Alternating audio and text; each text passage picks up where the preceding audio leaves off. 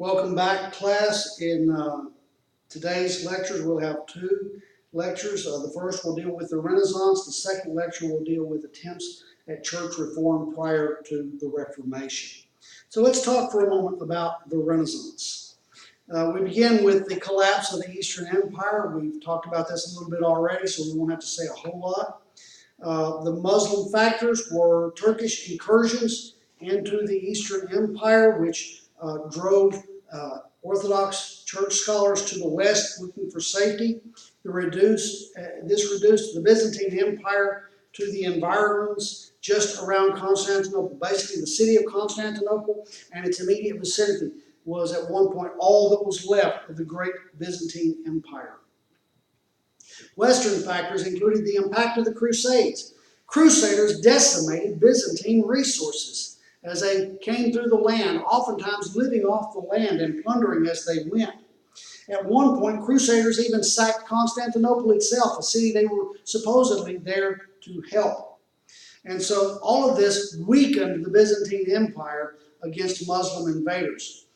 Then there was the failure of the West to send help in the 1400s, help that was promised but never arrived.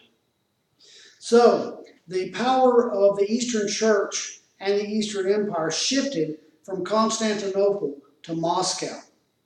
Ivan III, that is Ivan the Great, Grand Duke of Muscovy, lived from 1440 to 1505. He married the niece of the last Byzantine emperor, Sophia Palaeologus. I can't say that name. And their son Vasily inherited the throne when Ivan died, bringing the Byzantine dignity and crown to Moscow. For more information on this, you can read up on it at the web link there to the Encyclopedia Britannica in the notes. The Metropolitan of Moscow was elevated to the status of Patriarch in 1589. Again, there's an article at the Encyclopedia Britannica online where you can read up on that. And so we have the collapse of the Eastern Empire, and the power and the prestige of the Eastern Empire is transferred to Moscow, which is referred to as the Third Rome. The Western Church then in the Middle Ages, what did it look like? Well, we have the issue of papal power and the pseudo-Isidorian decretals. We talked about that. Western councils that are of particular note: the Fourth Lateran Council in 1215, which defined transubstantiation. The Council of Constance in 1414 to 1418 healed the schism of the Western Church and ended the Avignon papacy. It condemned John Huss as a heretic, affirmed conciliar authority over the papacy. The Council of Basil Fiera, Florence, from 1431 to 1455, affected a kind of forced reconciliation between Rome and Constantinople. Here again, this is where the help was promised to Constantinople that never arrived. Who were the thinkers? What were the philosophical and ecclesiastical movements of this time period from 1054 to 1418? Scholasticism was the dominant mode of learning. It was not so much concerned with new learning, but accepted the interpretations of the church fathers as authoritative. The schoolmen depended particularly on two sources, Augustine and Aristotle.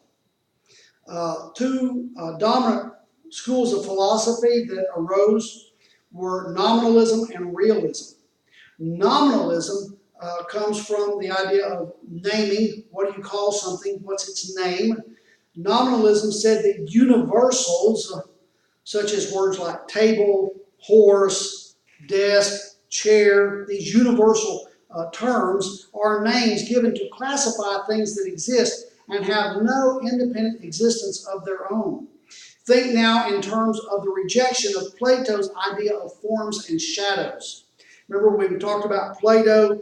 Forms are the real thing, and the material world is the shadow existence of passing things that somehow resemble the real forms. Well, this is the rejection of that.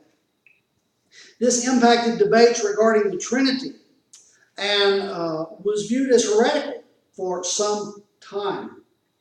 Realism was the other school. In this view, universals have genuine existence of their own. This is in terms of accepting Plato's ideas of forms and shadows. There are two schools of thought in realism, one Platonic and one Aristotelian, represented by Anselm and Duns Scotus, respectively. Significant voices and works. Anselm of Canterbury, from 1033 to 1109, wrote Why God Became Man. This is a very important book on the doctrine of the Incarnation. From a Western perspective, it is on par with Athanasius's on the Incarnation of the Word, because Anselm, like Athanasius, roots the importance of the Incarnation in the doctrine of salvation. He doesn't interpret salvation in the same terms that Athanasius does, but the argument is essentially the same, that in order for us to have a Savior who can truly save us, we must have a Savior who is both God and man. We must have a genuine incarnation of God. Peter Abelard lived from 1074 to 1142, wrote a book called Yes and No. Very significant. Peter Lombard, just referred to often by the medievals as the Lombard. We don't know when he was born. He died in 1164. He wrote 4 books of sentences.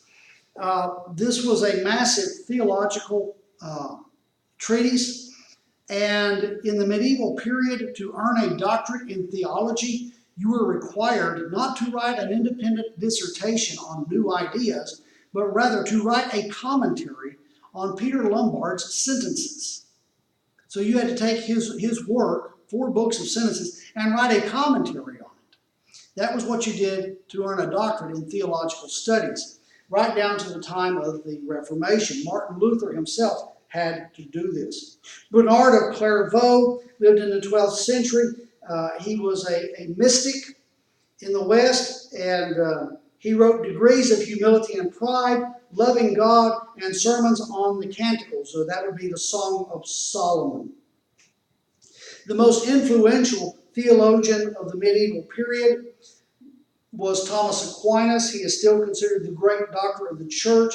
He lived from 1225 to 1274 and wrote a massive theology called Summa Theologica, which means summary of theology. He didn't view it as detailed, he viewed it as a summary. Aquinas was probably one of the most brilliant men who ever lived. It is said that he would dictate multiple books simultaneously to different scribes in the same room.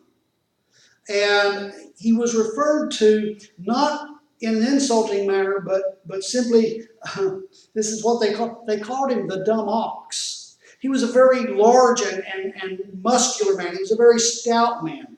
And so this is the idea of the ox. But he didn't talk much. He spent so much time thinking. He said very little. And so this is where the word dumb comes, mute, the idea that he doesn't talk. And there actually is a Catholic publishing house today called Dumb Ox Press, named after Thomas Aquinas. And curiously enough, an interesting story about Thomas Aquinas, he was invited to a dinner with some person of nobility.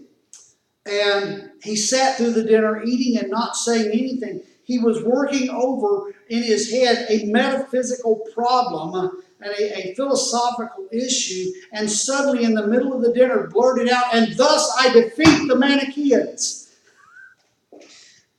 There's another story about him walking in to meet with the Pope, and the Pope was counting the money of the church. And the Pope said to Thomas Aquinas, "No longer can the church say, 'Silver and gold have I none.'" And Aquinas responded to the Pope with, "Neither can the church say, 'Rise, take up thy pallet and walk.'"